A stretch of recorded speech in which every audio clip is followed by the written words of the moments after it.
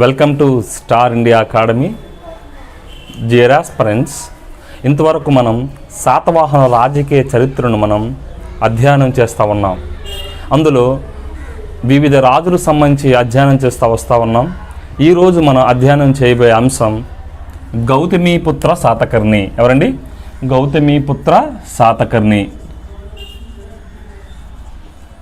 పుత్ర శాతకర్ణి. నెక్స్ట్ రోజు ఎవరండి? గౌతమీపుత్ర శాతకర్ణి. ఎవరండి? గౌతమీపుత్ర శాతకర్ణి అండి. ఓకేనే. సో శాతవాహన రాజులందరినీ కూడా మనం రెండు రకాలుగా విభజించామండి. ఏంటి? తొలి శాతవాహనులు మరియు మలి శాతవాహనులు అని చెప్పేసి రెండు రకాలుగా విభజించాం. 1వ రాజు నుంచి 23వ రాజు వరకు ఉన్నటువంటి రాజులు తొలి శాతవాహనులుగా పరిగణిస్తే పురాణాల ప్రకారం, నెక్స్ట్ 24th నుంచి 30th వరకు ఉన్న రాజులను మనం ఏం చెప్పాం? మలి శాతవాహనులుగా మనం డిస్కస్ చేసాం. ఓకే అండి. సో తొలి శాతవాహనంలో గొప్పవాడు ఎవరు చెప్పాం మనం? మొదటి శాతకర్ణిగా చెప్పుకుంటే, మలి శాతవాహనంలో గొప్పవాడు ఎవరు చెప్పుకున్నాం మనం? యజ్ఞశ్రీ శాతకర్ణిగా చెప్పుకున్నాం. అయితే మొత్తంగా చూస్తే అంటే శాతవాహనులందరిలో కూడా గొప్పవాడు ఎవరంటే గౌతమీపుత్ర శాతకర్ణి అండి. ఎవరండి? శాతవాహనులందరిలో గొప్పవాడు. శాతవాహనులు అందరిలో గొప్పవాడు గౌతమీపుత్ర శాతకర్ణి అండి. గౌతమీపుత్ర శాతకర్ణి. మత్స్య పురాణం ప్రకారం మనం చూస్తే శాతవాహన రాజుల్లో ఈయన ఎన్నివ రాజు అంటే 23వ రాజు అండి. 23వ రాజు మత్స్య పురాణం ప్రకారం. అయితే ఎన్ని సంవత్సరాలు ఈయన శాతవాహన సామ్రాజ్యాన్ని పరిపాలించాడంటే 24 సంవత్సరాలండి. 23వ రాజు 24 సంవత్సరాలు శాతవాహన సామ్రాజ్యాన్ని ఈయన పరిపాలించడం జరిగిందండి. ఓకే అండి. ఎవరండి? గౌతమీపుత్ర శాతకర్ణి. గౌతమీపుత్ర శాతకర్ణి శాతవాహన రాజుల్లో సామ్రాజ్యాన్ని పరిపాలించిన రాజుల్లో ఎన్నివ రాజు అండి? 23వ రాజు. ఓకేనే. ఎన్ని సంవత్సరాలు పరిపాలించాడండి? 24 సంవత్సరాలు పరిపాలించడం జరిగింది. శాతవాహనులందరిలో కల్లా గొప్పవాడు. అయితే ఇక్కడ ఒక విషయాన్ని మనం గుర్తుపెట్టుకోవాలండి. క్రీస్తు శకం 78వ సంవత్సరంలో 78వ సంవత్సరాల్లో ఈయన సింహాసనాన్ని అధిష్ఠించినట్లు మనకి చరిత్రలో చాలా ఆధారాలు ఉన్నాయి. ఓకే అండి. గౌతమీపుత్ర శాతకర్ణి ఏ సంవత్సరంలో సింహాసనాన్ని అధిష్ఠించాడండి అంటే తన పరిపాలన ఏ సంవత్సరంలో ప్రారంభించాడని అంటే క్రీస్తు శకం 78వ సంవత్సరం. ఓకే అండి. ఈ క్రీస్తు శకం 78వ శకానికి మనం ఏమంటారంటే శాలివాహన యుగం అంటారండి. ఏంటండి? శాలివాహన యుగం. ఓకే. శాలివాహన యుగం అంటే శాలివాహన యుగం ఎప్పుడు ప్రారంభమైందండి? క్రీస్తు శకం 78వ సంవత్సరంలో ప్రారంభమైంది. ఓకే అండి. అంత మాత్రమే కాదు, ఈ క్రీస్తు శకం 78వ సంవత్సరానికి ఇంకొక ప్రాముఖ్యమైన అంశం ఉంది. ఏంటి ఆ అంశం అంటే భారతదేశ చరిత్రను మనం గమనించినట్లయితే భారతదేశాన్ని అప్పటికే కుషానులు పరిపాలిస్తూ ఉన్నారండి. కుషానులు పరిపాలిస్తున్నటువంటి కుషానుల్లో ఒక గొప్ప రాజు ఎవడంటే కనిష్కుడు అండి. ఈ కనిష్కుడు క్రీస్తు శకం 78వ సంవత్సరంలోనే భారతదేశం మొత్తం కూడా శకయుగాన్ని ప్రారంభిస్తాడు. ఏంటి? శకయుగాన్ని ప్రారంభిస్తాడు. అయితే భారతదేశంలో శకయుగాన్ని ప్రారంభించిన వ్యక్తి కనిష్కుడు ఏ సామ్రాజ్యానికి చెందినవాడి? కుషానుల సామ్రాజ్యానికి చెందినవాడు. ఓకే అండి. శకయుగాన్ని ప్రారంభించిన వ్యక్తి. అయితే శకులు కాబట్టి. సో అయితే ఆంధ్రదేశం అంతటా కూడా, అది భారతదేశం అంతటండి, ఇదేంటి ఆంధ్రదేశం అంతటా కూడా ఓకే అండి శాలివాహన యుగం ఎప్పుడు ప్రారంభమైంది? క్రీస్తు శకం 78వ సంవత్సరంలో శాలివాహన యుగం ప్రారంభమైంది. ఆంధ్రదేశం అంతటా కూడా కనిష్కుడు భారతదేశం అంతా కూడా ప్రారంభిస్తే ఈయన ఏం చేశాడండి? శాలివాహన యుగం ఎక్కడ ప్రారంభించండి? ఆంధ్రదేశం అంతటా యుగం ప్రారంభమైందండి. శాలివాహన యుగం అనేది మనకి ప్రారంభం అవడం జరిగింది క్రీస్తు శకం 70. ఓకే అండి. అయితే ఈ శాలివాహన యుగమును పాటించిన ఏకైక రాజు ఓకే అండి గౌతమీపుత్ర శాతకర్ణి ప్రారంభించినటువంటి ఈ శాలివాహన యుగాన్ని పాటించిన ఏకైక రాజు, శాలివాహన యుగాన్ని పాటించిన ఏకైక రాజు ఎవరండి? దేవగిరి సామ్రాజ్యాన్ని పరిపాలిస్తున్నటువంటి యాదవ రామచంద్ర దేవుడు అండి. ఎవరండి? యాదవ రామచంద్ర దేవుడు. యాదవ రామచంద్ర దేవుడు ఇది ఏ ప్రాంతాన్ని పరిపాలిస్తూ ఉన్నాడు? అప్పటికి దేవగిరి ప్రాంతాన్ని పరిపాలిస్తూ ఉన్నాడు. ఎవరు యాదవ రామచంద్ర దేవుడు? గౌతమీపుత్ర శాతకర్ణి ప్రారంభించినటువంటి శాలివాహన యుగాన్ని పాటించిన ఏకైక రాజు. ఓకే అండి, గౌతమీపుత్ర శాతకర్ణి ప్రారంభించిన ఈ శాలివాహన యుగాన్ని పాటించిన ఏకైక రాజు ఎవరంటే యాదవ రామచంద్ర దేవుడు. ఈయన దేవగిరి ప్రాంతానికి చెందినటువంటి వ్యక్తి అండి. ఓకే అండి, అయితే ఇక్కడ హేమచంద్రుడు అని ఉంటాడండి. ఎవరండి?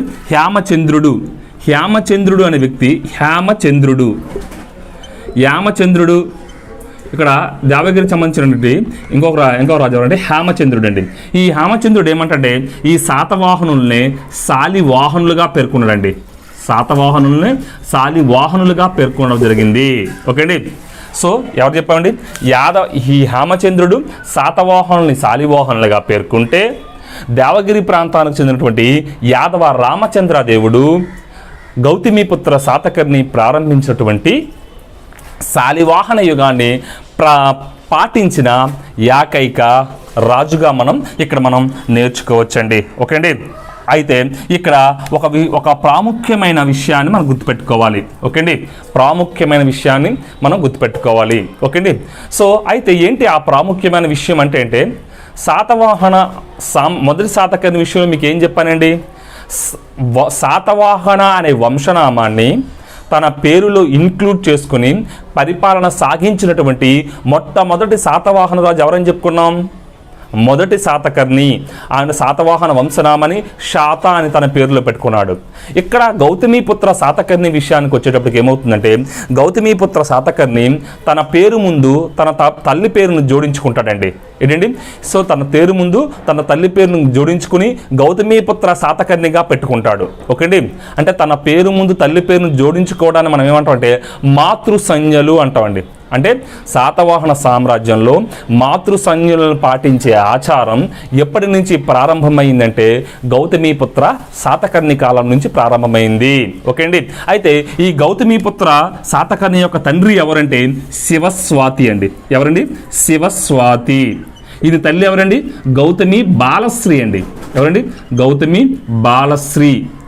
ఓకేనా, తన తల్లి మీద తన యొక్క తల్లి పేరును గౌతమి అనే పేరును తన పేరులో పెట్టుకున్నాడు. అంటే తన పేరుకు ముందు తల్లి పేరును పెట్టుకున్నటువంటి సాంప్రదాయాన్ని మనం ఏమంటామంటే మాతృ సంజ్ఞలు వాడకం అంటామండి. ఏమంటామండి? మాతృ సంజ్ఞలు. ఏమిటండి? మాతృ సంజ్ఞలు ఏమంటామండి? మాతృ సంజ్ఞలు అంటామండి. ఓకేండి, ఈ మాతృ సంజ్ఞలు వాడే సాంప్రదాయం మొట్టమొదటిసారిగా శాతవాహనుల కాలంలో ప్రారంభించింది ఎవరండి? మాతృ సంజ్ఞలు వాడే సాంప్రదాయం గౌతమీపుత్ర శాతకర్ణి. ఓకే అండి, చాలా ఇంపార్టెంట్ అండి. ఏం చెప్పుకున్నాం మనం?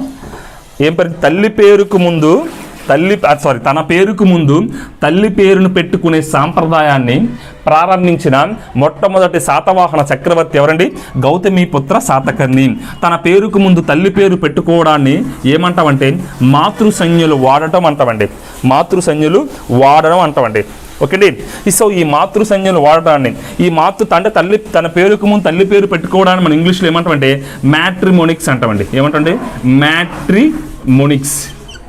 మ్యాట్రిమోనిక్స్ అంటే ఏంటండి? తన పేరుకు ముందు తల్లి పేరు పెట్టుకోవడానికి మనం ఏమంటామండి? మ్యాట్రిమోనిక్స్ అంటాం. ఓకే అండి, చాలా ఇంపార్టెంట్. ఓకే అండి, చూడండి, గౌతమీపుత్ర శాతకర్ణి యొక్క తండ్రి పేరు ఏంటిది? శివస్వాతి. తల్లి పేరు ఏంటండి? గౌతమి బాలశ్రీ. అంటే శాతవాహనుల్లో మొదటిసారిగా మాతృ సంజ్ఞలను ఉపయోగించినటువంటి రాజు ఎవరంటే గౌతమీపుత్ర శాతకర్ణి. ఎందుకు మాతృ సంజ్ఞలు వాడవలసిన అవసరం వచ్చింది అని చెప్పేసి ఆలోచన చేసినట్లయితే చరిత్రకారులు ఏమని చెప్తారంటే, అప్పట్లో ఉన్న రాజులకి బహుభార్యత్వం ఉండేదండి. చాలామంది భార్యలు ఉండేవారు. ఒక రాజ్యం మీద దండెత్తి ఆ రాజ్యాన్ని ఆక్రమించుకుని ఆ రాజ్యంలో ఉన్న యువరాణిని వివాహం చేసుకునే సాంప్రదాయం ఉండేది. ఎందుకంటే రాజ్య విస్తరణలో భాగంగా. కాబట్టి చాలామంది రాణులుంటారు కాబట్టి వాళ్ళకి పుట్టిన పిల్లలను గుర్తుపెట్టుకోవడానికి ఈజీగా యువరాజు పేరు ముందు తల్లి పేరును జోడిస్తే ఈజీగా ఉంటుంది రాజు గుర్తుపడడానికి అనేసి బహుశా ఈ బహుభార్యత్వం వల్ల మాతృసంజ్ఞలు వాడే సాంప్రదాయం మొదలైందని చెప్పేసి చరిత్రకారుల్లో చాలా అభిప్రాయాలు ఉన్నాయండి. ఓకే అండి. ఈ అంటే తన పేరుకు ముందు తల్లి పేరును వాడుకోవడానికి ఏమంటామండి, మ్యాట్రిమోనిక్స్ అంటామండి. ఏమంటామండి, మ్యాట్రిమోనిక్స్. ఒకటి మ్యాట్రిమోనిక్స్ ఏమంటామండి, మాతృ సంజ్ఞలు వాడడం. అయితే ఈ మాట్రిమోనిక్స్ అనే సాంప్రదాయం, ఈ మాతృ సంజ్ఞలనే సాంప్రదాయం ఒక శాతవాహనంలోనే కాదండి, తర్వాత కాలంలో ఇక్ష్వాకుల్లో కూడా ప్రారంభమైంది. ఇక్ష్వాకు యొక్క సామ్రాజ్యాన్ని స్థాపించిన వ్యక్తిగా మనం ఎవరని చెప్తాం, శ్రీశాంతమూలుడు అని చెప్తాం. శ్రీశాంతమూలుడు కూడా తన పేరు ముందు వాసిష్ఠీపుత్ర శ్రీశాంతమూల అని పెట్టుకుంటాడండి. ఏంటి, వాసిష్ఠీపుత్ర శ్రీశాంతమూల అంటే తను కూడా, అంటే ఇక్ష్వాకుల తర్వాత ఈ శాతవాహనుల తర్వాత ఈ సాంప్రదాయాన్ని ఎవరు పరిపాలించారండి, ఎవరు పాటించారండి, ఇక్ష్వాకులు. ఇక్ష్వాకుల్లో కూడా ఈ మాతృ సంజ్ఞలు వాడటం అనే సాంప్రదాయం కొనసాగిందని చెప్పేసి మన స్పష్టంగా ఆధారాలు లభ్యమవుతా ఉన్నాయండి. ఓకే అండి, ఆధారాలు లభ్యమవుతా ఉన్నాయి. అయితే ఇక్కడ ఒక విషయాన్ని గుర్తుపెట్టుకోవాలండి. ఎప్పుడైతే రాజ్యానికి గౌతమిపుత్ర శాతకర్ణి తన రాజ్యానికి రావటం జరిగిందో, రాజ్యాన్ని సింహాసనం ఎక్కిన దగ్గర నుంచే తన రాజ్యాన్ని విస్తరింప చేయాలని చెప్పేసి ఒక దృఢ సంకల్పంతో వచ్చాడండి. దృఢ సంకల్పంతో దానిలో భాగంగా రాజ్యాన్ని విస్తరించే క్రమంలో ఏం చేశాడంటే ఈయన సౌరాష్ట్ర అనే ప్రాంతాన్ని, ఓకేండి, సౌరాష్ట్ర అంటే ప్రస్తుత గుజరాత్ అండి, సౌరాష్ట్ర అనే ప్రాంతం మీద దండెత్తి అప్పటికే ఈ సౌరాష్ట్ర ప్రాంతాన్ని నహపానుడు అనే వ్యక్తి పరిపాలిస్తూ ఉన్నాడండి. ఓకేండి, ఈ నహపానుడిని జోగల్ తంబి యుద్ధంలో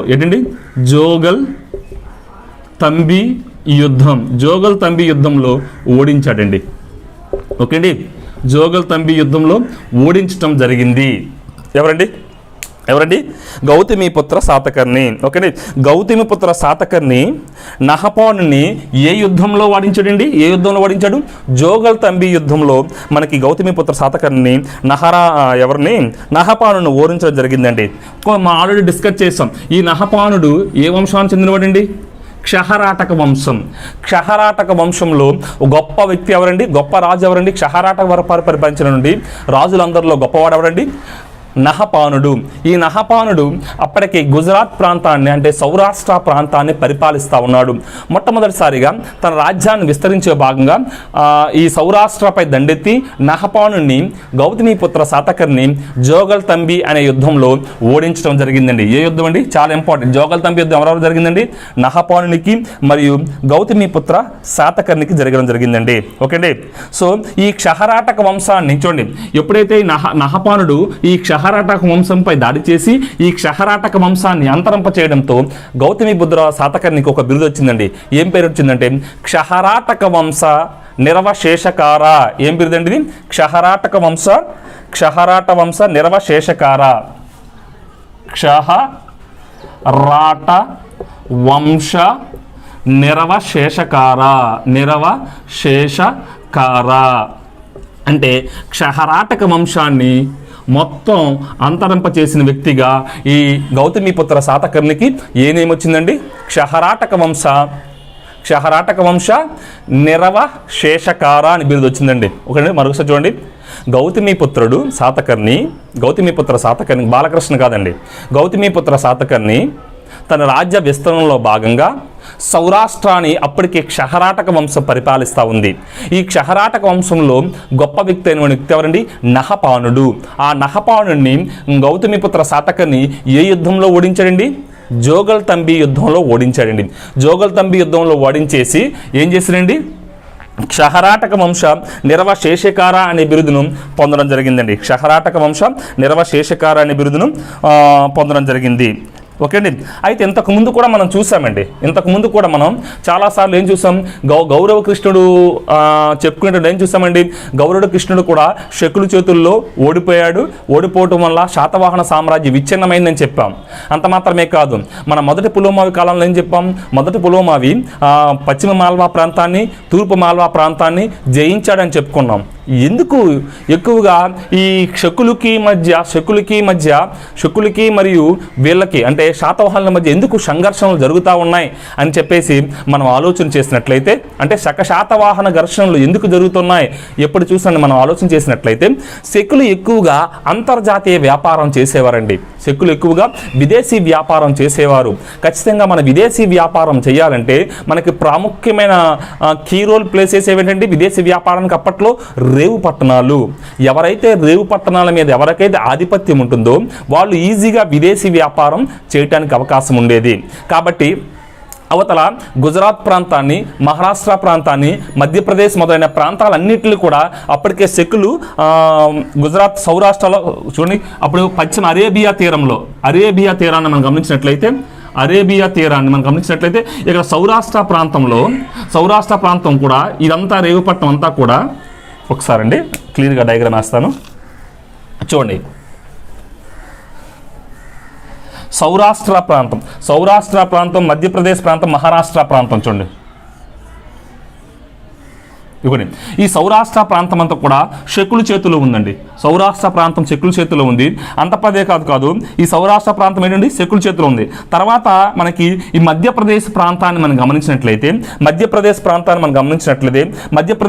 మనం ఏమనేటప్పట్లో మాల్వా అనేవాళ్ళని. ఈ మాల్వా ప్రాంతం కూడా ఎవరి చేతుల్లో ఉందండి, శకుల చేతుల్లో ఉంది. సో తర్వాత మహారాష్ట్ర ప్రాంతం అండి. ఈ మహారాష్ట్ర ప్రాంతాన్ని ఏంటండి క్షాత్రపులు పాలించేవారండి. ఓకేండి, ఈ క్షాత్రపులు అంటే ఎవరండి అంటే ఖచ్చితంగా శకులే. ఓకేండి. కాబట్టి ఈ గుజరాత్ ప్రాంతాన్ని అప్పట్లో సౌరాష్ట్ర అనేవారు. ఈ గుజరాత్ రేవుపట్నం అప్పుడు శకుల చేతుల్లో ఉండేది. తర్వాత మధ్యప్రదేశ్ ప్రాంతం మాల్వా ప్రాంతంలో ఉన్న నౌకాశ్రయాలన్నీ కూడా శకుల చేతుల్లో ఉన్నాయి. దాంతోపాటు మహారాష్ట్ర చెందిన క్షాత్రప వంశం అనేవారు, క్షాత్రప వంశం, ఇది కూడా శకుల చేతుల్లో ఉన్నాయి. ఈ రేవుపట్నాలన్నింటి మీద శకులు ఆధిపత్యం చెలాయించేవారు. అట్ ద సేమ్ టైం ఆంధ్రాలో ఉన్నటువంటి శాతవాహనులు కూడా రోమ్తో వ్యాపారం చేయడానికి ఉర్రుతులుగేవారు. కాబట్టి ఆ శాతవాహన సామ్రాజ్యం రోముతో వ్యాపారం చేయాలని ఆశ ఉండేది. అట్ ద సేమ్ టైం శకులకు కూడా రోమ్తో విదేశాలతో వ్యాపారం చేసేవారు. ఆటోమేటిక్గా వీళ్ళ మధ్య ఘర్షణ మొదలవుతాయి. ఎందుకంటే ఇద్దరికి కూడా విదేశీ వ్యాపారం చేయాలనే కాంక్ష ఉంది. కాబట్టి రేవు పట్టణాల మీద ఆధిపత్యం కావాలి. కాబట్టి వీళ్ళు శకులకి మరియు శాతవాహనులకి మధ్య మనకి ఘర్షణలు ప్రారంభమైనాయని చెప్పుకోవచ్చండి. ఓకే, ఇందులో భాగంగానే గౌతమిపుత్ర శాతకర్ణి ఏం చేశాడు, మనకి జోగల్తంబి యుద్ధంలో నహపానుని ఓడించాడు. జోగల్తంబి యుద్ధంలో నహపానుని ఓడించడం జరిగింది. సో అయితే ఇక్కడ జోగల్తంబి యుద్ధంలో నహపానుడికి తోడొచ్చినటువంటి సహాయంగా వచ్చినటువంటి యవనులు ప్లహ్లవులు ఒకటి యవనులు పహ్లవులు అంటే గౌతమిపుత్ర శాతకర్ణుడు ఒకండి శకులతో పాటు చూడండి ఎవరితో పాటు ఈ నహపాను యొక్క శకులతో పాటు ఈ శకులకి అంటే క్షహరాటక వంశంలో నహపానుడికి సాయంగా వచ్చినటువంటి యవనులను ఓడించాడు. అట్ ద సేమ్ టైం ప్లహ్లవులను కూడా ఓడించాడు. ఎవరు ఈ యవనులు అంటే వీళ్ళే అప్పుడు ఇండో గ్రీకులు. యవనులు అంటే ఎవరండి, ఇండో గ్రీకు రాజవంశాలు. ప్లహ్లవులు ఏమంటే పార్థీనియన్లు. ఓకే, అంటే మౌర్య సామ్రాజ్య పతనానంతరం వాయువ్య భారతాన్ని వివిధ విదేశీ రాజవంశాలు పరిపాలించేవి. అందులో ముఖ్యంగా యవనులు అంటే ఇండో గ్రీకులు మరియు ప్లహ్లవులు అంటే పార్థీనియన్లు ముఖ్యమైన పాత్రను పోషించేవారండి. ఓకే అండి. సో దీంతో ఏం చెప్పచ్చండి, క్షహరాటక వంశం అంటే ఏంటంటే శకులతో పాటు గౌతమిపుత్ర శాతకర్ణి నహపానునితో పాటు నహపానునికి సాయంగా వచ్చినటువంటి యవనులను అట్ ద సేమ్ టైం ప్లహ్లవులను కూడా ఓడించడం జరిగిందండి.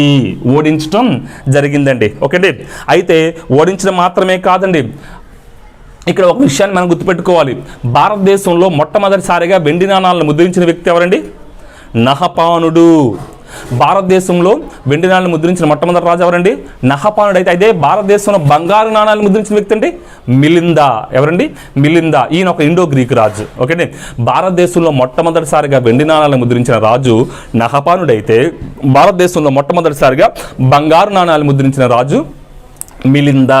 మిలిందా అనే వ్యక్తి ఇండో గ్రీక్ రాజు. ఈయనేమో క్షహరాటక వంశానికి చెందినవాడు, క్షకులు. ఓకే అండి. అయితే ఇక్కడ ఒక విషయాన్ని గుర్తించాలి. ఎప్పుడైతే ఈ రేవు పట్టణాల మీద ఆధిపత్యం కోసం గౌతమిపుత్ర శాతకర్ణి నహపానుడిని ఓడించాడో, నహపానుడిని ఓడించిన తర్వాత అప్పటికే నహపానుడు ముద్రించినటువంటి వెండి నాణాల మీద ఒకవైపు ఏంటండి పంజా గుర్తు గల పంజా చిహ్నం గల ముద్రలు, ఇంకొక వైపు నాణాలపైన ఉదయిస్తున్న సూర్యుడు ఉన్నటువంటి చిహ్నాలు వేస్తూ ఆ వెండి నాణాలను పునర్ముద్రించడం జరిగింది. ఓకే అండి. అంటే నహపానుడు ముద్రించినటువంటి వెండి నాణాలను గౌతమిపుత్ర శాతకర్ణి పునర్ముద్రించాడు. సో అంటే ఆ నాణాలపైన ఒకవైపు పంజా చిహ్నం వేస్తే ఇంకొక వైపు ఏం చేశాడండి? ఉదయిస్తున్న సూర్యుడి చిహ్నాలతో వెండి నాణాలు పునర్ముద్రించడం జరిగింది. ఓకే అండి. ఈ వెండి నాణాలు భారతదేశంలో మొట్టమొదటి వేసింది ఎవరని చెప్పామండి? నహపానుడు. అంటే నహపానుని యొక్క నాణాలను పునర్ముద్రించిన శాతవాహన రాజు ఎవరండి? గౌతమిపుత్ర శాతకర్ణి. నోట్ చేసుకోండి, నీట్గా స్లోగా చెప్తున్నాం కాబట్టి జాగ్రత్తగా నోట్ ప్రతి పాయింట్ అవసరమైతే రివర్స్ చేసుకుని ఫాస్ట్ చేసుకొని రాసుకోవాలండి. ఓకే అండి. సో నహపానుని యొక్క వెండి నాణాలను పునర్ముద్రించిన వ్యక్తి ఎవరండి? గౌతమిపుత్ర శాతకర్ణి. ఆ నాణాలపై ఒకవైపు పంజా ఇంకొక వైపు ఏంటి? ఉదయిస్తున్న సూర్యుడు యొక్క చిహ్నాలను వేసి ముద్రించడం జరిగింది. ఓకేనండి. నెక్స్ట్, సో అయితే ఈ జోగల్ తంబి చూడండి, ఈ ముద్రించిన నాణాలు, ఓకేండి, ఈ ముద్రించిన నాణాలు ఎక్కడ దొరికాయి? ఓకేండి. సో ఏం చెప్పాను మొదట మీకు?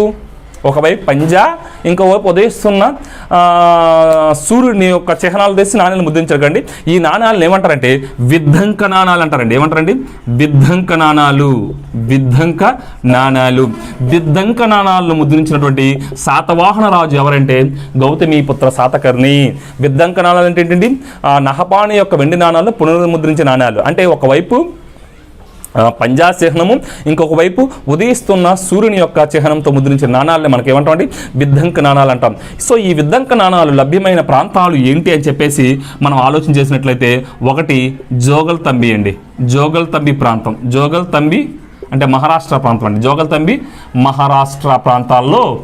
మహారాష్ట్ర ప్రాంతాల్లో ఈ నాణాలు మనకి లభ్యమవడం జరిగాయండి. ఈ జోగల్ తంబిలో ప్రత్యేకంగా చెప్పాలంటే అండి కడలూరు ప్రాంతం అండి. ఏంటండి? కడలూరు ఇది ఇంపార్టెంట్ అండి. ఈ కడలూరు ఎక్కడ ఉందండి? జోగల్ తంబి పక్కన ఉందండి. జోగల్ తంబి పక్కన ఉన్న ప్రాంతంలో కడలూరు. ఓకేనే. గౌతమిపుత్ర శాతకర్ణి యొక్క విద్ధంక నాణాలు, లేదంటే పంజా చిహ్నం మరియు ఉదయిస్తున్న సూర్యుడు వేస్తున్నటువంటి పునర్ముద్రించినటువంటి వెండి నాణాలు ఎక్కడ లభ్యమయ్యాయంటే కడలూరు ప్రాంతము మరియు మహారాష్ట్ర ప్రాంతము. ఏంటి ఈ కడలూరు ప్రాంతం అంటే జోగల్ తంబి పక్కనే ఉన్నటువంటి ఒక ప్రాంతంగా మనం చెప్పుకోవచ్చండి. ఓకే అండి. అయితే ఈ శాతవాహన కాలం నాణాల పేరు ఎక్కువగా వృషభదత్తు నాసిక్ శాసనంలో కనిపిస్తాయండి. ఓకే అండి. ఈ శాతవాహన కాలం చెందిన నాణాలు ఎవరి కాలంలో కనిపిస్తుంది? వృషభదత్తుని నాసిక్ శాసనంలో కనిపిస్తాయండి. నాసిక్ శాసనంలో మనకి కనిపించడం జరుగుతాయండి. సో మనకి నాసిక్ శాసనాలు చెప్పేటప్పుడు 3 రకాల నాసిక్ శాసనాలు చెప్పామండి. ఒకసారి ఆ వీడియోని చూడండి. ఓకే. అందులో వృషభదత్తుని నాసిక్ శాసనంలో ఏం జరుగుతుందండి? వృషభదత్తుని నాసిక్ శాసనంలో మనకి ఏం జరుగుతాయంటే శాతవాహనుల కాలం నాటి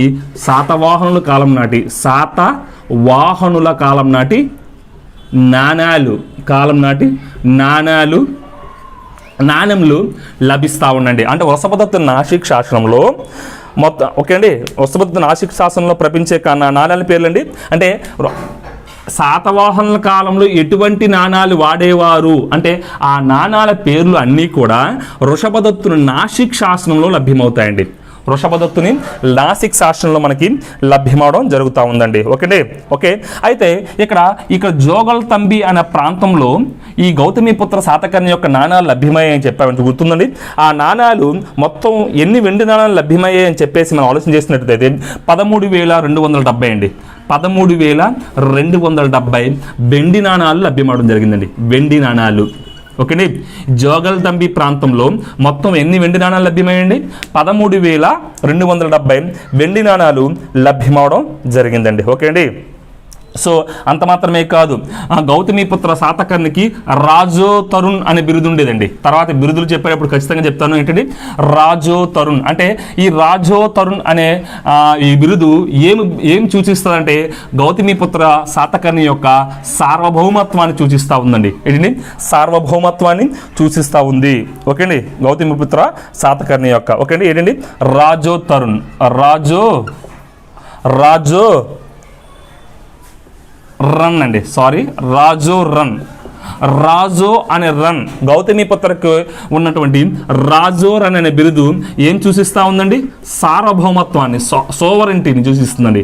సార్వభౌమత్వం, గౌతమిపుత్ర శాతకర్ణికి ఉన్నటువంటి సార్వభౌమత్వాన్ని మనకి ఇది తెలియచేయడం జరుగుతుందండి. ఓకే అండి.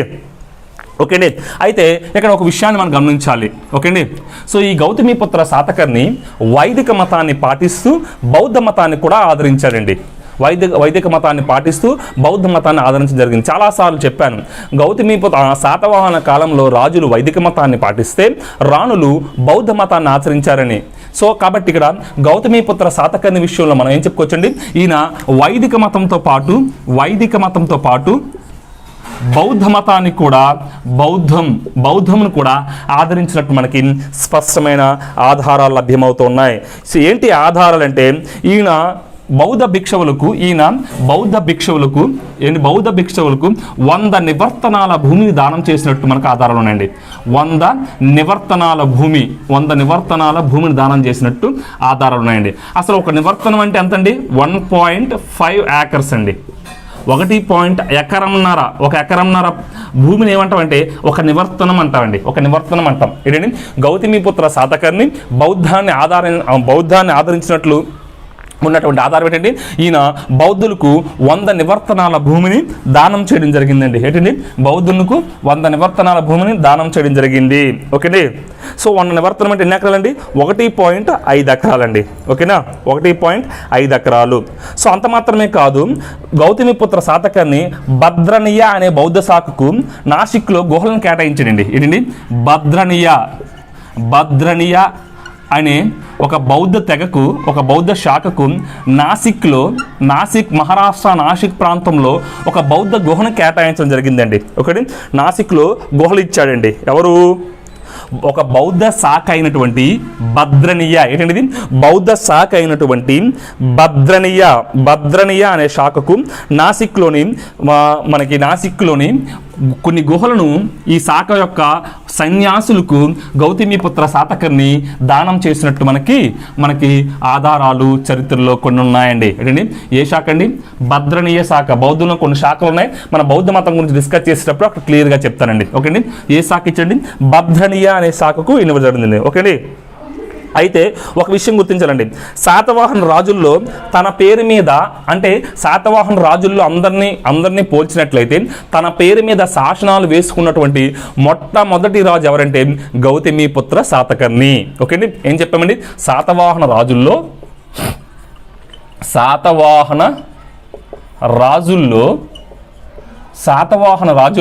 తన పేరు మీద మొదటి శాసనాలు వేయించిన రాజు, తన పేరు మీద మొదటి శాసనాలు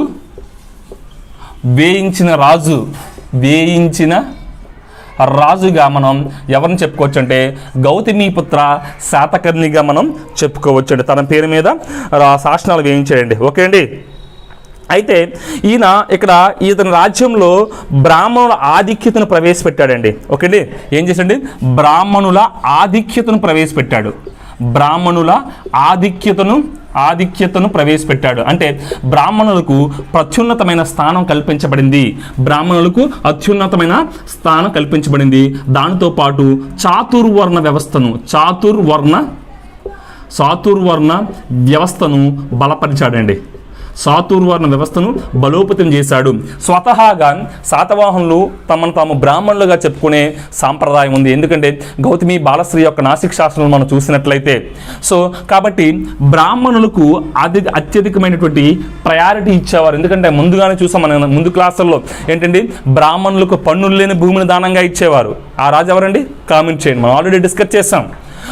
36,000 చాలా విషయాలు మనం డిస్కస్ చేసాం. ఓకే అండి, ఒకసారి రివైజ్ చేయండి, మన రిపిటేషన్ ఎందుకండి. ఓకే అండి, బ్రాహ్మణుల ఆధిక్యతను కొనసాగించాడు. దాంతోపాటు చాతుర్వర్ణ వ్యవస్థను బలోపేతం చేయడానికి ఎంతగానో ప్రయత్నించాడండి. ఓకే అండి, అంటే భారతదేశంలో మొదటిసారిగా బ్రాహ్మణులకు అగ్రహారాలు ఇచ్చిన పద్ధతిని ప్రవేశపెట్టాడండి. మొట్టమొదటిసారిగా బ్రాహ్మణులకు అగ్రహారాలు ఇచ్చే పద్ధతిని ప్రవేశపెట్టాడు. ఇంతకుముందు ఏం చేశాడండి? పన్నులు లేని భూములు ఇచ్చేవాడు. ఆ పన్నులు లేని భూములు ఇచ్చేవారు, కానీ భూమి సొంతం కాదు అక్కడ. కానీ ఇక్కడ ఏం చేస్తాడంటే బ్రాహ్మణులకు స్వతహాగే అగ్రహారాలు ఇచ్చే పద్ధతిని గౌతమిపుత్ర శాతకర్ణి మనకి ప్రారంభించడం జరిగింది. ఏంటంటే బ్రాహ్మణులకు అగ్రహారాలు ఇచ్చాడండి. అగ్రహారాలు ఇచ్చే పద్ధతిని గౌతమిపుత్ర శాతకర్ణి ప్రారంభించడం జరిగింది. ఓకే అండి, అంత మాత్రమే కాదు, ఈ గౌతమిపుత్ర శాతకర్ణి నాసిక్ సమీపాన కటకము అనే నగరాన్ని కూడా నిర్మించినట్టు చరిత్రలో మనకి స్పష్టమైన ఆధారాలు ఉన్నాయండి. ఓకేండి, గౌతమిపుత్ర శాతకర్ణి నిర్మించినటువంటి నగరం ఏంటండి? బెనకటకము అండి. ఏంటండి ఇది? బెనకటకం అనే నగరాన్ని కూడా నిర్మించాడండి. ఓకే అండి, గౌతమిపుత్ర శాతకర్ణికి ఉన్నటువంటి ప్రాముఖ్యమైన అంశాలు ఇవ్వండి. అయితే గౌతమిపుత్ర శాతకర్ణి తనకున్నటువంటి బిరుదులు ఏంటి? గౌతమిపుత్ర శాతకర్ణి యొక్క బిరుదులు ఏంటి మనం గమనించినట్లే చూడండి. గౌతమిపుత్ర శాతకర్ణి ఉన్నటువంటి బిరుదులు చాలా ఇంపార్టెంట్ అండి. బిరుదులు వాటి ప్రాముఖ్యతలు చాలా ఇంపార్టెంట్ అండి. గౌతమిపుత్ర శాతకర్ణికి ఉన్నటువంటి బిరుదు ఏంటండి? ఫస్ట్ కుల వ్యవస్థను కాపాడిన వాడిగా. ఒకటేంటి? కుల వ్యవస్థను కాపాడిన వాడిగా.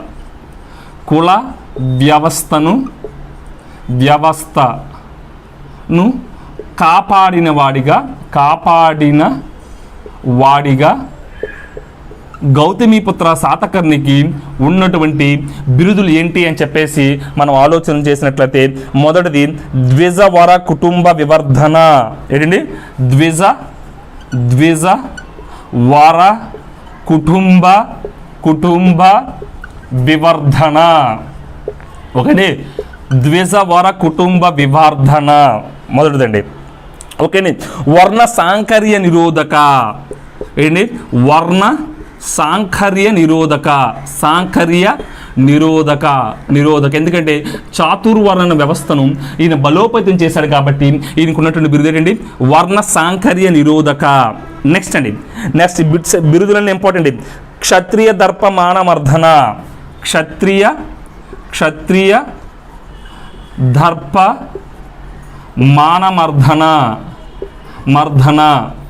మర్ధన. ఓకే అండి, గౌతమిపుత్ర శాతకర్ణులు అంటే శాతవాహనులు మనకి ఎవరండి? క్షత్రియులు కారు అనడానికి ఆధారం ఏంటని చెప్పండి, గౌతమిపుత్ర శాతకర్ణి యొక్క బిరుదండి. ఆల్రెడీ మనం డిస్కస్ చేయడం జరిగింది. ఏంటండి? క్షత్రియ దర్ప మానమర్ధన అనే బిరుదండి. క్షత్రియ మర్ప మానమర్ధన. నెక్స్ట్ అండి వినువర్తిత చాతుర్వర్ణ సాంకర్ అండి. నెక్స్ట్ అండి వినువర్తిత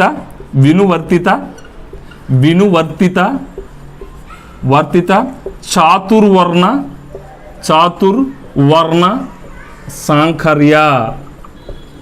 వినువర్తిత చాతుర్వర్ణ సాంకర్య అనే బిరుదు కూడా మనకి గౌతమిపుత్ర శాతకర్ణికి ఉండడం జరిగిందండి. నెక్స్ట్ వన్ యాక బ్రాహ్మణ అనే బిరుదు అండి. యాక బ్రాహ్మణ అంటే ఎక్కడంటే నాసిక్ శాస్త్రంలో పేర్కొనబడింది యాక బ్రాహ్మణ అని. ఓకేండి, నాసిక్ శాస్త్రంలో యాక బ్రాహ్మణ అనే బిరుదు మనకి పేర్కొనడం జరిగింది. ఓకేండి, ఇవి కుల వ్యవస్థను కాపాడిన వాడిగా గౌతమిపుత్ర శాతకర్ణికి ఉన్నటువంటి బిరుదులండి. ఓకేండి, నెక్స్ట్ మనం ఏం చూడొచ్చు అంటే కుల వ్యవస్థ. ఇప్పుడు ఏం చూస్తాం? కుల వ్యవస్థను కాపాడినవాడుగా. నెక్స్ట్ ఏం చూస్తుంటే తను సాధించినటువంటి విజయాలు గుర్తుగా గౌతమిపుత్ర శాతకర్ణి పొందినటువంటి బిరుదులు. ఓకేండి, ఏంటండి? తను సాధించినటువంటి విజయాలు గుర్తుగా సాధించిన సెకండ్ అండి తను సాధించినటువంటి విజయాలకు గుర్తుగా గౌతమిపుత్ర శాతకర్ణికి ఉన్నటువంటి బిరుదులు ఏంటి అని చెప్పేసి మనం 1 by 1 ఆలోచన చేసినట్లయితే త్రిసముద్రాతోయ పీతవాహన ఏంటండి సముద్రతోయ పీతవాహన ఏంటి త్రిసముద్రాయుత తోయ పీతవాహన అండి. ఓకే అండి, అంటే సింపుల్ అండి, ఏమిటండి ఇతను గుర్రానికి 3 చెరువుల నీళ్లు తాగించాడు అని అర్థం అండి. అంటే ఇతని సామ్రాజ్యం బంగాళాఖాతం వైపు, క్రిందన హిందూ మహాసముద్రం వరకు, పశ్చిమాన అరేబియా మహాసముద్రం వరకు కూడా విస్తరించింది.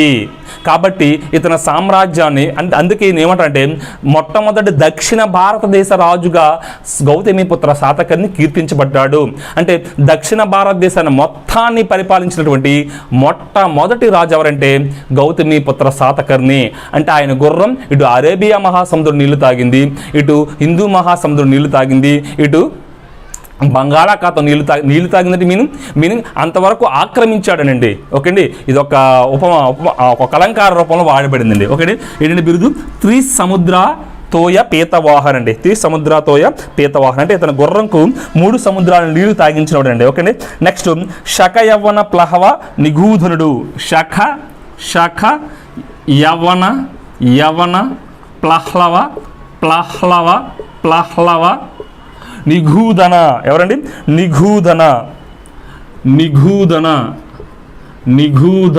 నిగూధనుడు. ఓకేనే, అంటే శకులు నిర్జించాడు. యవనులు అంటే ఇండో గ్రీకులు నహపానుని ఓడించాడు. ఆ ఇండో గ్రీకులను ఓడించాడు. ప్లహ్లవులు అంటే ఏం చెప్పామని మనము? ప్లహ్లవులు ఇండో గ్రీకుల తర్వాత పార్థీనియన్లు ఓడించాడండి. అంటే వీళ్ళందరినీ కూడా నిర్మూలించాడు అని చెప్పేసి దానికి గుర్తుగా ఈయనకి శక యవ్వన ప్లహ్లవ నిగూధనుడు అనే బిరుదు రావటం జరిగిందండి. ఓకే అండి, ఇవి తాను సాధించినటువంటి విజయానికి ఈయన పొందిన బిరుదులు. వీటితో పాటు ఇతను పొందినటువంటి ఇతర బిరుదులు ఏంటి అని చెప్పేసి మనం ఆలోచన చేసినట్లయితే ఇతను పొందినటువంటి ఇతర బిరుదులండి చూడండి ఒకసారి. ఫస్ట్ వన్ ఏంటండి ధనురుద్ధనుడు. ఏంటండి? యాక ధనురుద్ధరుడు. ఇక్కడ యాక ధనురుద్ధరుడు. ఓకే అండి, నెక్స్ట్ క్షహరాటక వంశ నిరవశేషకార. ఏంటండి? క్షహరాటక ఆల్రెడీ డిస్కస్ చేసామండి. వంశ శేషకార అంటే క్షహరాటక వంశాన్ని నిర్మూలించిన వ్యక్తిగా. నెక్స్ట్ ఆగమ నిలయ. ఓకే అండి, నెక్స్ట్ ఏంటండి? ఆగమ నిలయ. నెక్స్ట్ యాకశూరుడు బెనకటక స్వామి అండి. నెక్స్ట్ ఏంటండి? యాకశూరుడు. నెక్స్ట్ బెనకటక స్వామి. చాలా ఇంపార్టెంట్, బెనకటక స్వామి అండి. బెనకటక స్వామి అనే బిరుదు అండి. ఓకే అండి, సో కొన్ని బిరుదులు ఇచ్చేసి గౌతమిపుత్ర శాతకర్ణికి లేని బిరుదు ఏంటి అంటాడండి. ఎక్కువగా వచ్చేది ఏదైతే బిరుదుకు ఒక ప్రాముఖ్యమైన బ్యాక్గ్రౌండ్ ఉంటుందో దానికి సంబంధించిన బిట్లు ఎక్కువగా మన ఎగ్జామినేషన్ పాయింట్ ఆఫ్ వ్యూలో రావడం జరుగుతుందండి. ఓకే అండి, ఇదండి గౌతమిపుత్ర శాతకర్ణికి ఉన్నటువంటి బిరుదులండి. అయితే ఇన్ని బిరుదులు సాధించినప్పటికి కూడా గౌతమిపుత్ర శాతకర్ణికి రాజ్యాకాంక్ష అనేది తీరలేదండి. తన రాజ్యాకాంక్ష తీరలేదు. ఇంకా తన రాజ్యాన్ని విస్తరింపచేయాలని చెప్పేసి అనేక రాజ్యాల మీద దాడి చేస్తూ ఉన్నాడండి. అయితే ఈ రాజ్య విస్తరణలో భాగంగా ఈయన జయించినటువంటి ప్రాంతాలు ఏంటి అని చెప్పేసి మనం ఆలోచన చేసినట్లయితే చూడండి. ఓకే అండి, ఎవరండి? గౌతమిపుత్ర శాతకర్ణి జయించిన రాజ్యాలు ఏంటి? ఇతను జయించిన రాజ్యాలండి. గౌతమిపుత్ర శాతకర్ణి జయించినటువంటి రాజ్యాలు ఏంటి చూడండి. చాలా ఇంపార్టెంట్ అంటే 1 by 1 డిస్కస్ చేద్దాం. ఒకటి అశ్మక అండి. ఏంటండి? అశ్మక అంటే ఏం చెప్పండి? తెలంగాణ ప్రాంతం అండి. నిజామాబాద్ ప్రాంతం. ఓకే అండి, అశ్మక. నెక్స్ట్ ప్రాంతం ఏంటండి? ఏంటండి ములక అంటే ఏంటి మహారాష్ట్ర ప్రాంతం ములక. ఓకే అండి. నెక్స్ట్ అనూప ఏంటండి అనూప మహిష్మతి అనూప మరియు మహిష్మతి ప్రాంతాలండి ఎక్కడున్నాయండి? ఈ మహిష్మతి నర్మదా నదిపై ఉంటుందండి. నర్మదా నదిపై ఉంది. ఎక్కడంటే మధ్యప్రదేశ్లో ఉన్నాయండి. ఓకే అండి, మధ్యప్రదేశ్లో ఉంది. నర్మదా నది కొంచెం గుజరాత్లో కూడా ప్రవహిస్తుందండి. ఓకేనా. 4. నెక్స్ట్ అనూప తర్వాత మనకి కుకురా అండి. ఏంటండి కుకురా అంటే ఎక్కడ ఉందండి? ఇది తూర్పు రాజస్థాన్ ప్రాంతం కుకురా. ఓకే అండి. కుకురా అంటే తూర్పు రాజస్థాన్ ప్రాంతం అండి కుకురా. ఓకే అండి. నెక్స్ట్ నీలగిరి అండి. నెక్స్ట్ ప్రాంతం ఏంటండి? నీలగిరి ప్రాంతం. నీలగిరి ఏంటి? తమిళనాడు ప్రాంతం అండి. నీలగిరి అంటే తమిళనాడు ప్రాంతం. నెక్స్ట్ అవంతిక అండి. నెక్స్ట్ అండి అవంతి లేదా అవంతిక. ఇదని చెప్పండి. పశ్చిమ మాల్వా ప్రాంతం అండి. ఏంటి?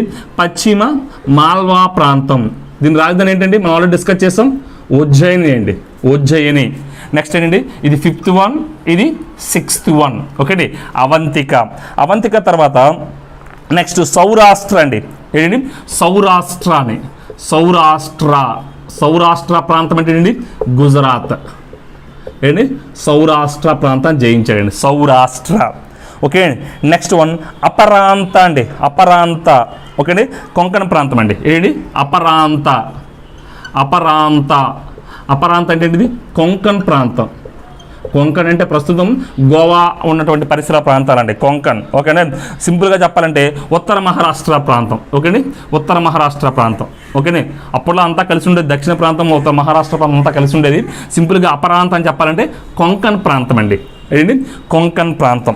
ఓకే. దాంతోపాటు వింధ్య సాత్పురుల ప్రాంతాలు జయించాడు, సహ్యాద్రి పర్వతాలు జయించాడు, కనిహేరి, శ్రీశైలం ఇవన్నిట్లో కూడా జయించడం జరిగింది. ఓకే. అంటే ఇతని సామ్రాజ్యం వింధ్య పర్వతాలకు అటు వింధ్య సాత్పుర పర్వతాలకు విస్తరించిందండి. At the same time Sahyadri పర్వత శ్రేణి కూడా తగిలిందండి.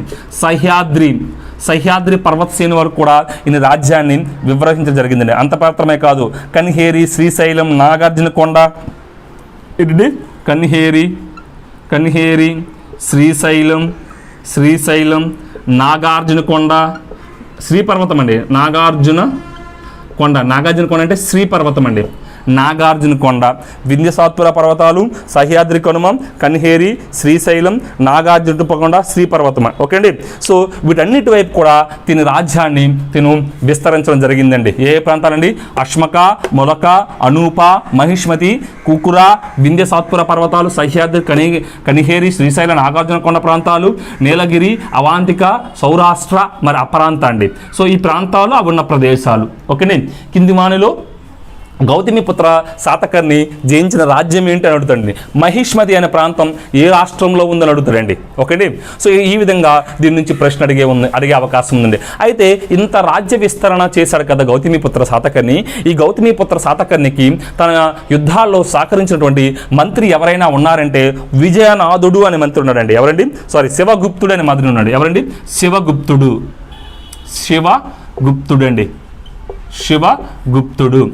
శాతకర్ణికి తన యుద్ధాల్లో సహకరించినటువంటి ఆయన మంత్రి ఎవరండి? ఆయన సేనాని ఎవరండి? శివగుప్తుడు. ఓకే అండి. శివగుప్తుడు అంటే ఇతను కాలంలో శాతవాహన రాజ్యం అనేది చాలా బాగా విస్తరించిందండి. ఓకేనే. శాతవాహన సామ్రాజ్యం చాలా బాగా విస్తరించింది. ఎవరి కాలంలో? గౌతమిపుత్ర శాతకర్ణి కాలంలో. ఏ విధంగా విస్తరించింది అని చెప్పేసి మనం ఆలోచన చేసినట్లయితే ఈ ప్రాంతాలన్నిటికీ కూడా గౌతమిపుత్ర శాతకర్ణి యొక్క రాజ్యం విస్తరించిందండి. ఇంకా షార్ట్ హ్యాండ్లో మనం చెప్పుకోవాలంటే చూడండి ఒకసారి. షార్ట్ హ్యాండ్లో ఇతర రాజ్య విస్తరణ సరిహద్దులు చెప్పొచ్చండి. ఇంకా క్లారిటీ వస్తుంది. ఓకేని. ఇతన రాజ్య విస్తరణ మరియు సరిహద్దు ప్రాంతాలను గమనించండి. చాలా ఇంపార్టెంట్ అండి. ఇతన రాజ్య విస్తరణ మరియు సరిహద్దు ప్రాంతాలు మనం గమనించినట్లయితే చూడండి. ఉత్తర సరిహద్దు అండి. ఫస్ట్ ఈయనకున్నటువంటి ఉత్తర సరిహద్దు చూడండి. ఉత్తర సరిహద్దు ప్రాంతం ఎంతవరకు ఉందంటే ఉత్తర సరిహద్దులో పుష్కర్ ప్రాంతం వరకు ఆక్రమించాడండి. పుష్కర్ అంటే ఏంటండి? ప్రస్తుత రాజస్థాన్ ప్రాంతం అండి, రాజస్థాన్ ప్రాంతం. ఓకే అండి. నెక్స్ట్ దక్షిణ సరిహద్దు ప్రాంతాన్ని మనం గమనించినట్లయితే దక్షిణ సరిహద్దు ప్రాంతం. సో గౌతమిపుత్ర శాతకర్ణి దక్షిణ సరిహద్దు ప్రాంతం ఏంటండి? బనవాసి అండి, బనవాసి. ఓకే అండి. ఏంటి? బనవాసి లేదా కట్టలూరు. ఓకే, బనవాసి లేదా కట్టలూరు అండి. బనవాసి లేదా కట్టలూరు అంటే ఏంటండి? కట్టలూరుని ప్రస్తుతం ఏమంటున్నారంటే తమిళనాడులో ఉన్నటువంటి కడలూరుగా పిలుస్తున్నారండి. కడలూరు ఇందాక చెప్పుకున్నాం ఆల్రెడీ మనం. జోగల్తంబి సమీపంలో ఉన్నటువంటి కడలూరు ప్రాంతంలో విద్దంక నాణాలు లభ్యమయ్యాయని, అంటే పునర్ముద్రించిన నాణాలు లభ్యమయ్యాయని మనం డిస్కస్ చేస్తాం. కడలూరు అండి. ఆ కడలూరుని కొన్నిసార్లు కట్టలూరు అనేవారు అప్పట్లో. ఓకే అండి. సో బనవాసి అంటే దక్షిణ సరిహద్దు అంటే తమిళనాడు ప్రాంతం వరకు విస్తరింపచేశాడండి. ఓకే అండి. నెక్స్ట్ తూర్పు సరిహద్దు మనం గమనించినట్లయితే తూర్పు సరిహద్దు ప్రాంతం, ఈ తూర్పు సరిహద్దు ప్రాంతం ఎంతవరకు విస్తరించడం జరిగిందంటే బంగాళాఖాతం అండి. అంటే దానికి సరిహద్దు ఇంకేం లేదు, బంగాళాఖాతం అంటే సింపుల్గా చెప్పాలంటే కళింగ ప్రాంతం అండి, అంటే ఒడిషా. ఓకే, ఒడిషా వరకు విస్తరించడం జరిగిందండి. నెక్స్ట్ పశ్చిమ ప్రాంతం అండి. ఏంటండి? పశ్చిమ సరిహద్దు. ఈ పశ్చిమ సరిహద్దు ప్రాంతం ఇది పశ్చిమాన ఎంతవరకు తన రాజ్యాన్ని విస్తరింపచేశారంటే అరేబియా మహాసముద్రం అండి. ఓకే అండి. అరేబియా మహాసముద్రం. ఇంకా స్పెసిఫిక్గా చెప్పాలంటే వైజయంతి అండి. ఏంటి? వైజయంతి. ఇవన్నీ కూడా గౌతమిపుత్ర శాతకర్ణి యొక్క రాజ్యాన్ని విస్తరించినటువంటి ప్రాంతం అండి. ఓకే అండి. వైజయంతి ఎక్కడ అంటే కర్ణాటక ప్రాంతం అండి, కర్ణాటక. సో కొన్నిసార్లు ఋషికుల్య అని కూడా అంటారు. ఋషికుల్య అంటే ఋషికుల్య నుండి వైజయంతి విస్తరించారు అంటే ఏంటి? కర్ణాటక ప్రాంతం అండి, కర్ణాటక ప్రాంతం. ఓకే, ఇంతవరకు కూడా ఈయన వైజయంతి అంటే కర్ణాటకం గుర్తుపెట్టుకోండి. ఇంతవరకు కూడా తన రాజ్యాన్ని ఈయన విస్తరించడం జరిగింది. ఓకే, కాబట్టి ఇతను ఏమంటామండి? మొదట దక్షిణ భారతదేశ రాజుగా ఖ్యాతిగించాడు. దీనితో ఇన్ని రాజ్యాలు జయించడంతో ఇతను మొదటి దక్షిణ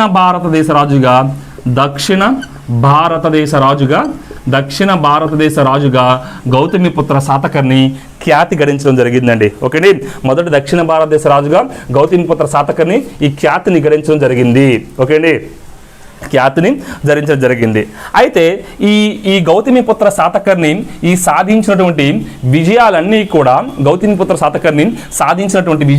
కూడా గౌతమి బాలశ్రీ రెండవ పులోమావి కాలంలో